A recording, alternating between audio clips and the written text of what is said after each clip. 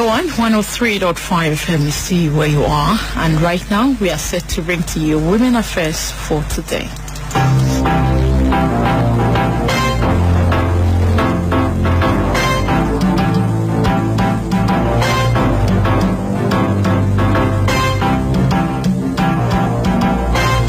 This is Women Affairs on Radio 103.5 FM, your own news talk and sports station. And we begin today's edition with a quote by Dilma Rousseff. I hope the fathers and mothers of little girls will look at them and say, yes, women can.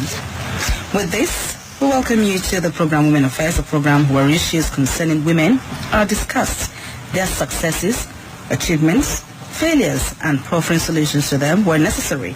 And when I say we, I mean myself, my producers, and of course the pretty people in the studio with me this afternoon.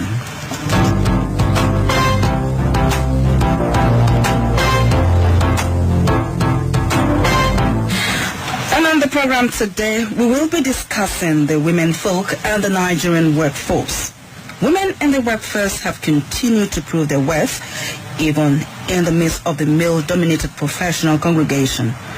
Their steady advancement in the national scheme of affairs have to a large extent impacted on governance at all levels.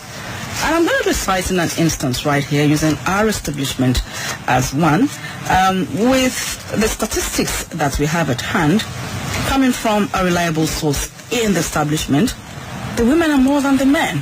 I'll be asking why. Of course, there's so many more you'll be listening to in the course of the program, as I'll be telling you about my guests in a bit. But before then, I'll be handing over to Mary this afternoon to tell us what is making the round in the news. Hello, Mary. Hello, Comfort. Okay, good afternoon. Here is the news. Earlier in the week, the Katsina State Police Command confirmed through its spokesperson, DSP Gambo Issa, that the police rescued a newborn baby girl who was abandoned by her 16-year-old mother, Hassan Tamino, from Zaburi in Funtua local government area. She claimed she abandoned the baby because she was drugged and raped by an unknown person and gotten pregnant in the process. Well, investigations into the matter have begun. Also in Kano Police Command Public Relations DSP Magaji Musa has raised an alarm over the rising incidents of rapes against minors in the state. There have been 34 cases since August 1, 2017. One particularly was the case of a father who repeatedly raped his 14-year-old who had already survived 3 abortions. Appalling, I must say. It is something I don't like listening to or even talk about. How on earth would you as a father put your daughter through that?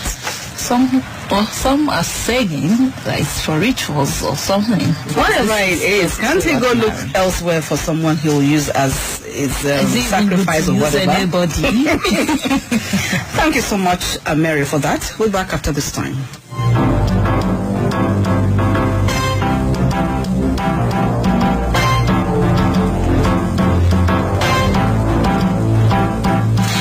If you've just tuned in, it's the program Women Affairs on Radio 103.5 FM. Our topic once again is the Womenfolk and the Nigerian workforce. And with me in the studio this afternoon is beautiful people. Yeah, I'm glad to have them right here.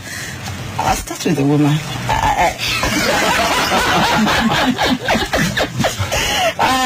I'm so sorry, No, I'm glad to have a man on the program today, but I'm sure you're not going to be offended. I'm going to start with her. All right, thank you so much.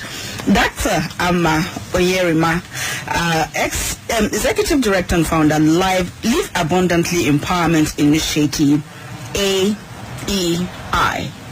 It's a pleasure to have you once again in our studio. Thank you for having me again. Good afternoon. And Ken is the Chief Executive Officer, Office Hubs Project Limited, Real Estate. Thanks for having me. Now, you've heard what our focus is this afternoon. And good thing to know that both of you are entrepreneurs. You have people who work with you. Let me start with you, Berha. What is the ratio of those who work with you right now? It's equal. I have 3 men and 3 women. Wow. Did you arrange for that, or it was just a coincidence? Actually, I used to have 7 women and 3 men. And then the ones who were not efficient enough were let go. So the inefficient ones were the women? There was some coincidence. Wow. Let me go over to you, Dr. Amma. Yes. Right now, what's the ratio like? Your My workforce? establishment? Yeah. I would say it's about equal, but probably slightly more women, and I think that may have some slant to the topic, the focus of our organization. You know, we are a charitable organization focused on violence against women and children, trying to work on the issue of marginalization of children into schools based on poverty and physiological differences, and of course women empowerment. So the subject matter, the theme, the focus of the organization tends to lend itself more to women. Not that the men are not interested, they're certainly aware of it, but it's the women who want things to change, because women want more for themselves and for their children, and ultimately for the community. Now, let me go to you, Ken. Do you believe women constitute roughly half of Nigerian population, and by extension, half of the workforce? I'm talking about the whole nation now. Yes. First, you see, I was in a conversation with someone a few days ago, and one of the things we had to discuss was statistics, how we gather the information that we make decisions based on. And forever, our population censuses have never really sat well with the populace. So we're one of the odd societies where you find that the statistic is 49.5% women. That's an impossibility. So it tells you that that information is wrong, right? Nowhere else in the world are there more men than women in a country. So, are you saying that the men have skewed the statistics? It's really the men all the time, though. We take the blame. I didn't place blame, I just asked a question. No, we take responsibility. all right. Now, talking about dominance now, do you, in your own thinking, believe that women truly dominate the workforce? Well, here's the thing. If half of the population are men versus women, then you have to break it down and look at the illiteracy. Within that populace of women of 49%, 71% of them are illiterate, as opposed to 43% of the men. Then you look at the government. In your Senate, you've got 9 women and 102 men. There's a disparity. So that means 7% of your women are in the situation of governance. We do not have any female governors. We've never had any female governors. And the women who are in positions of deputy governors are appointed. They're not elected. So there's a disparity there already. Then you go further and you look at the workforce. Sorry, I have to cut you short. There's no appointment for deputy governors. They run on the same ticket. So it's a misnomer to say they are appointed. They are carried along. They might be called derisively spare tires, but it's not correct to say that they are appointed. They run on the same ticket. Indeed, they run on. I absolutely agree with you. Perhaps appointment may not be the right word, but they are. I don't care for your language. Carried along, despair. That's not what we are. We should be able to and treated and spoken to. Okay, she won't want you to use a spare. I mean, maybe use something else. It's not me. I'm saying what, we live. This is a real world, right? And these are things that we find in spaces that we speak with, we engage with, right? In the political space, these people have been called, deputy governors have been called spare tires. So it's not me who's saying it. I'm not reinforcing it. Okay. I'm just saying this is one of I even qualified it. I said it's a derisive term, right? You don't like that term spare. Do you also want to state right here that the women have given themselves out to have a say when it comes to elected positions and not just being picked just because you feel you have someone there, or I need a handbag that should go along with me anywhere I go to. Have we actually placed ourselves as people that can rule? In order to answer that question, I think is even beyond the discourse of a half-hour show. We have to look at the cultural setting in which we exist in. You have to look at the political culture we exist in. You have to look at the religious context of everything that we're talking about. So when you look at the culture, the religious, the political system setting that we have in Nigeria, women are not on equal footing with men. Let's go back to the equality bill that should have been passed in 2016. It wasn't passed because people felt that it would give women equality in spheres where they would be in a position of authority. But really it's about women having equal access to education, equal access to jobs, equal access to inheritance. That's what we're talking about over here. So no, I don't care for the term spare or handbag or any of those things, because I certainly am not anyone's spare or handbag. Yeah. And we have to watch the language that we use when we're talking about situation. Just because people use it doesn't make it right. And we all have to change the language that we use. We'll take a little time to let the listener know that you can be a part of this Women Affairs on Radio 1 103.5 FM. We're trying to check the workforce. Womenfolk, are we more? We've heard that. All the men are. So call us on 0818 706 9979, 0813 331 3172. She spoke something about professions, and you know, professions would give you in professionalism, you'll always take it up. But some are of the opinion that men are more in the workforce when it comes to some of these professions. We have the banking sector, we have the advertising sector, we have the civil service, and many others like that. Real professional undertaking. So you want to say right now that even in the real estate you don't have women that are competing so well with the men? I'll tell you what. Some of the best performers in my space are women, right? What's innovation? There's no glass ceiling. There's no entry level in the real estate sector. So anybody can do it if you are talented, if you are innovative enough, and then if you can market properly. So women can excel in this space, but women don't constitute near majority.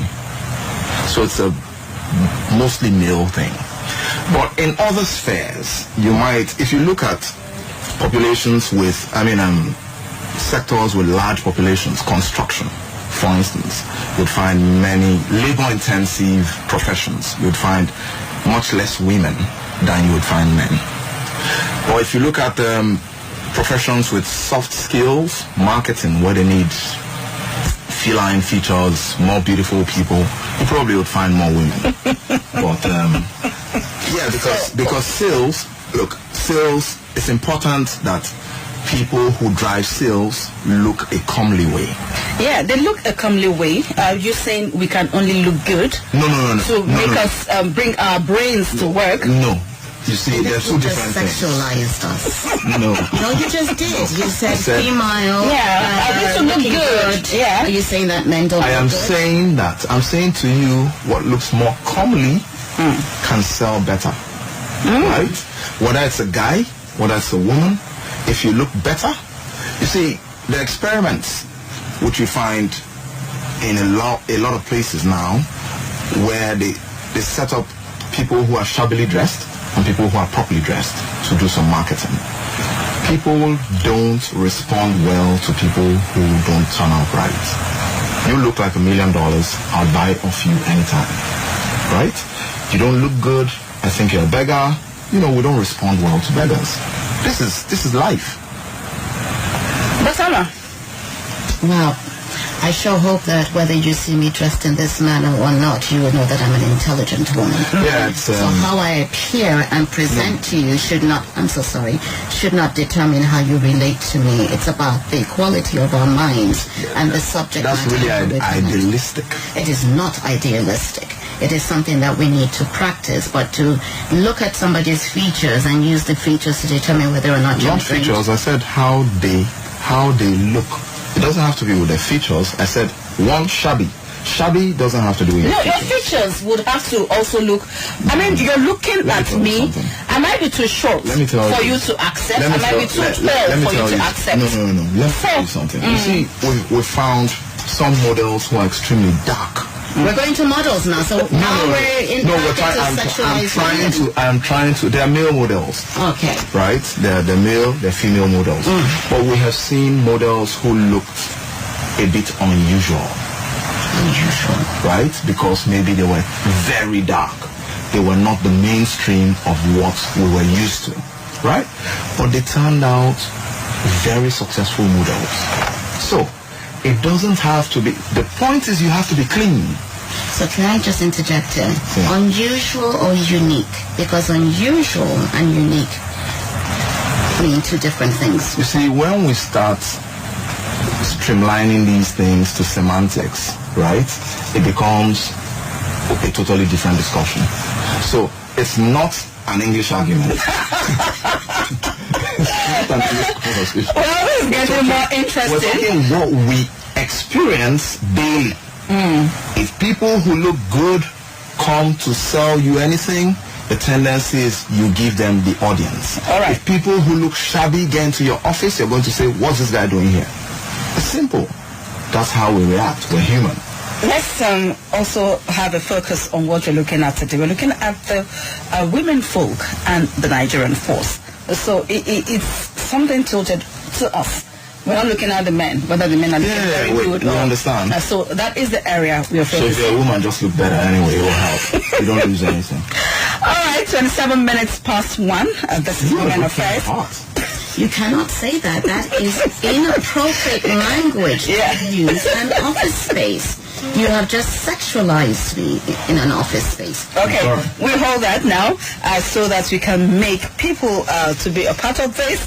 Womenfolk and the Nigerian workforce. Do a call across and let's know what is going on right here. 0818-706-9979. 0813-331-3172. We'll be back after this time. Stay tuned.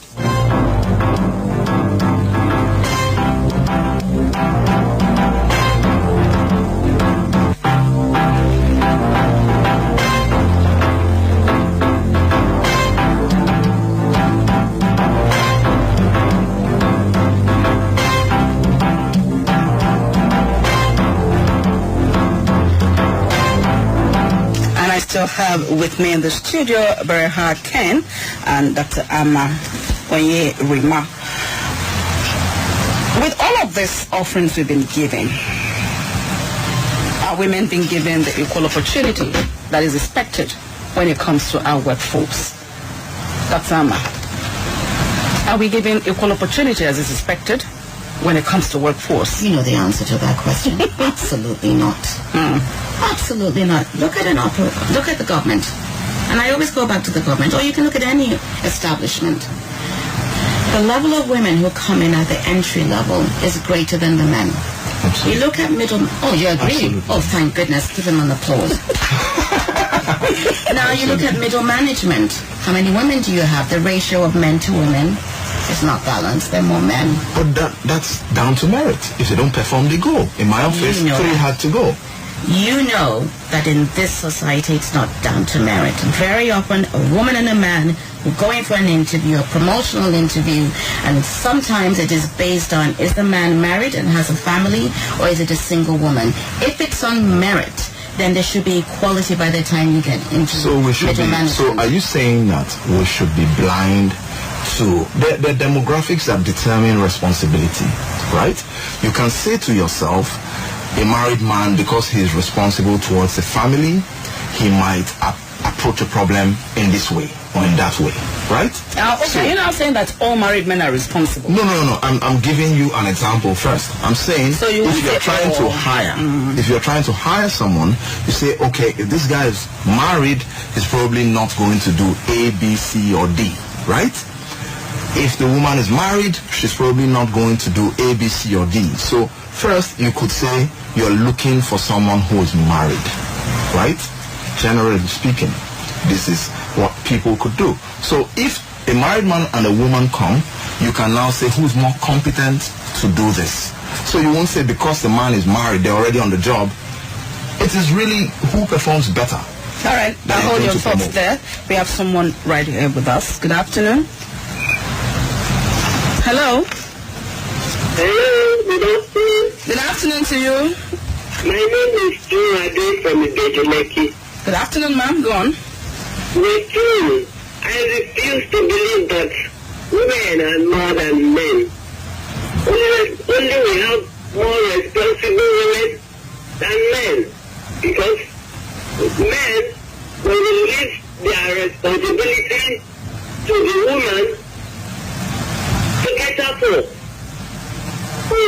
it tends to look as if women are more than men. And I don't like that idea. The same women are dead tired. Please, we are not dead tired. We are only assisting. We are assisting. Yeah, we're actually looking at statistics of the Womenfolk when it comes to the Nigerian workforce. Let's see if truly we have, because in some establishments they have more women than men. What could have given rise to that? Are they so empathetic about the whole thing that they feel they should have more women, or they're just making it look as it should be? Now, she is not of the opinion that we're spares. She feels we have something to offer. Thank you for calling. And if you're still there, you want to be a part of this, reach us 0818-706-9979, 0813-331-3172. I heard your thoughts, so you can spill it now. I think I Before then. Okay. So, still talking about, I think he bashed in on you while you were talking on the equality aspect, giving women the equal opportunity, well, just as you give to the men. So, for equality to exist, or to have an equal society, or close to equality, utopia, or however you want to describe it, the access to education must be equal for boys and girls. Equal access to education. Unfortunately, in the Nigerian story, when the colonials were granting independence, if you can grant independence to a people, they spent more time educating and encouraging boys to go to school. And so you had more boys entering education, going into the workforce, because they were going to be the leaders. And of course the girls are still trying to catch up. In some places, girls don't even go to school. And when they do go to school, by the time they're 15, 16 years old, they're being married off. Now, when you look at that, how can you possibly have equality in the workforce? And when you look at organizations, you have more men at the top. Close to, in some cases, equality of men and women in middle management. Not very often, but a greater portion of women at the bottom. Okay, we have someone with us. Hello. Good afternoon. Could you be a bit audible? Your voice right there is very faint. Okay, go on please.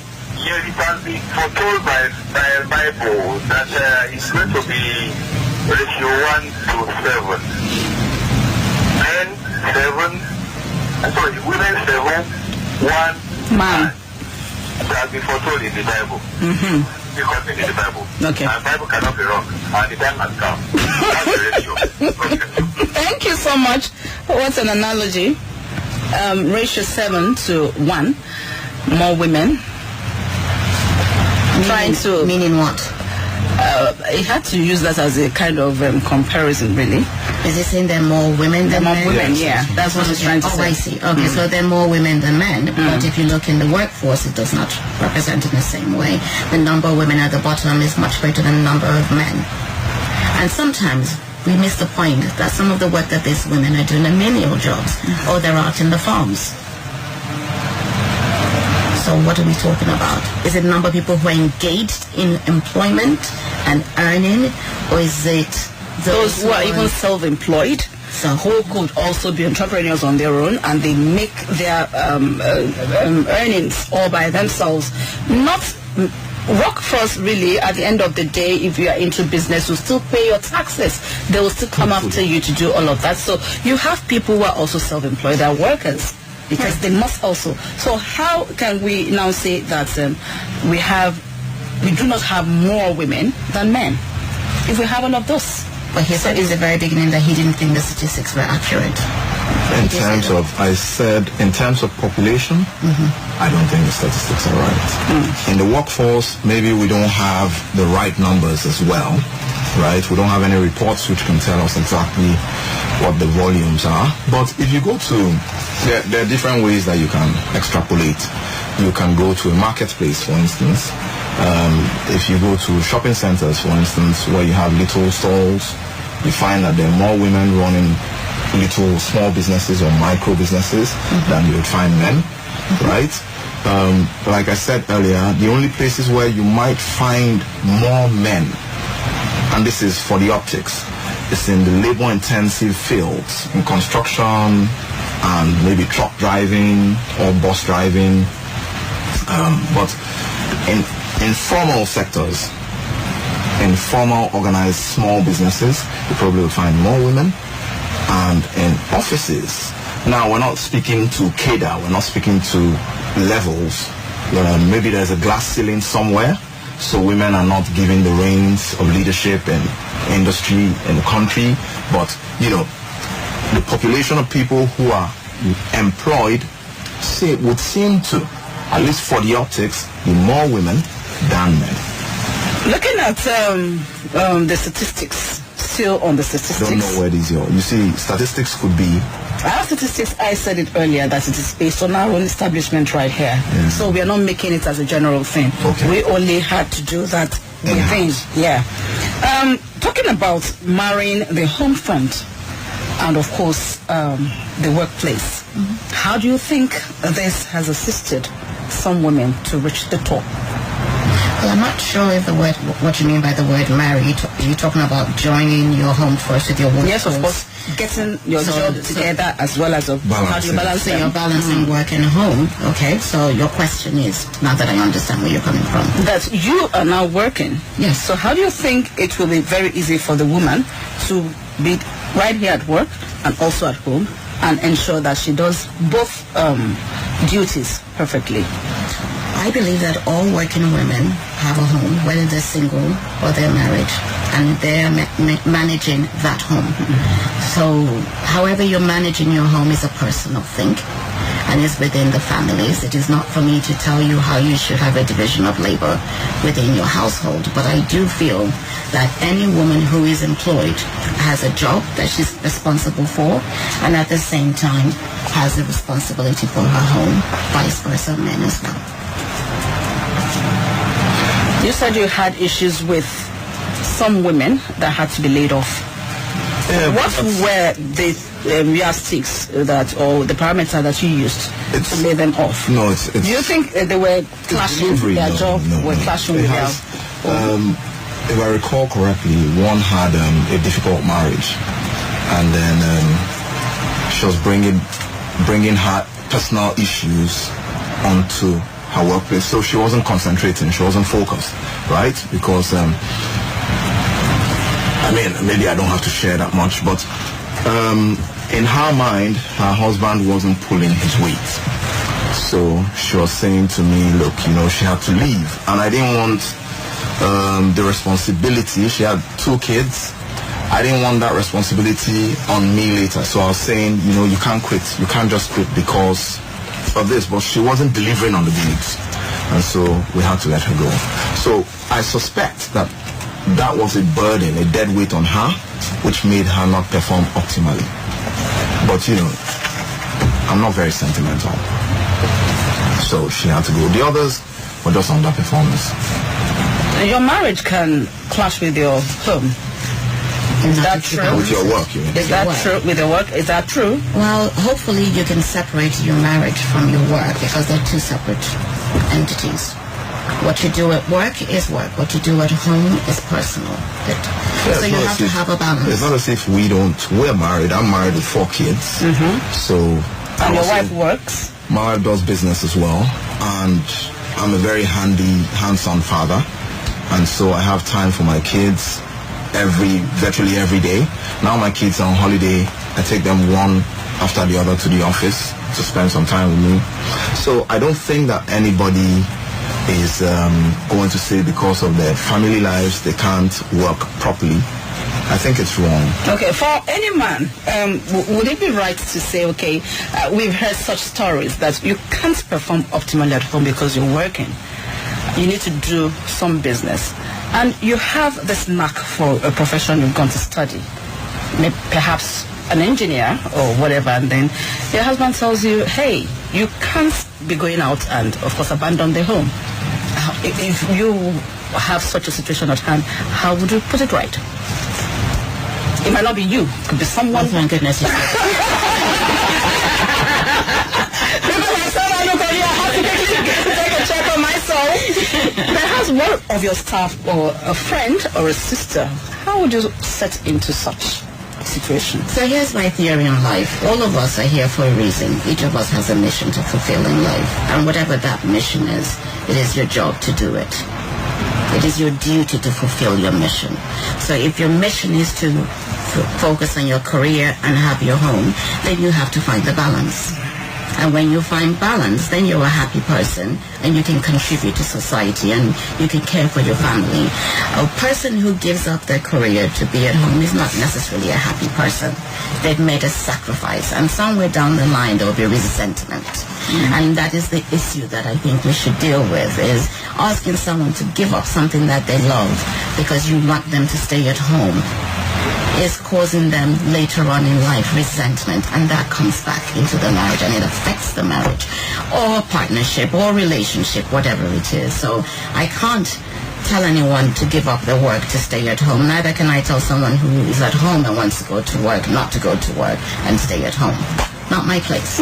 But I feel that everyone is here for a reason. We all have a purpose, and we should actualize it and be happy, successful people. Now we are leaving. Just a kind of final thought from you. Looking at the women folk at the Nigerian force, how do you think the country can assist to give them a push to make them more relevant in their different endeavor? I think that recently there are certain laws that have been, certain bills that have been passed, which should create more room for women to perform on a broader scale. That being said, did you mean say perform or participate? Participate. I mean, participate really. But that being said, some of the leading lights who have been participating women have not left a very good example. Even though they haven't been convicted of crimes, we hear names that have had a telling effect on a certain level of corruption, abuses that have come from the women folk. Who taught them? Let me just take you so we can go. So your own take with my theory is this: in order to build a nation, you need men and women. Okay. And for that to occur, they must have equal access to education, equal access to the workforce, and they must be treated with respect at all times, both men and women. Is it going to be handed? Don't women have to fight for a shot in the game? Did you fight?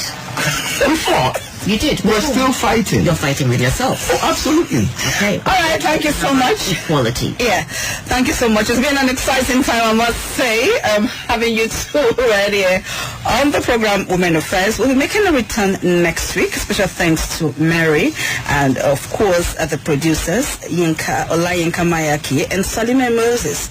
Not forgetting my very wonderful guests. You were awesome. Barry Harkan, thank you so much for coming. Thank you. And also to you, Dr. Amam Onyerinma. Thank you for having me. And keep looking good. I am Comfort Agbai. Enjoy the rest of your day.